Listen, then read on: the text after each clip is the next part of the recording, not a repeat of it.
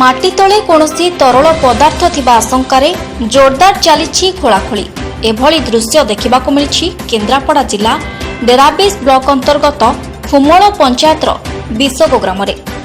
सूचनार जमापड़ी बिसको grammar बुलाकरक बाड़ी 4 मास तले एक साइंटिस्ट टीम आसी माटीर नमूना परीक्षा करी माटी तले किछि तरल पदार्थ अछि बोली पूर्वानुमान करी कहिथिले। हेले विगत 2 दिन हेबो से स्थान को भल भाव पूजा अर्चना करी माटी खोला आरंभ करिसेंती साइंटिस्ट टीम। वर्तमान एही खोला कार्य जोरदार चली शेष हेले प्रकृत घटना पदाको आसिबो बोली बुद्धिजीवी महल रे चर्चा चली।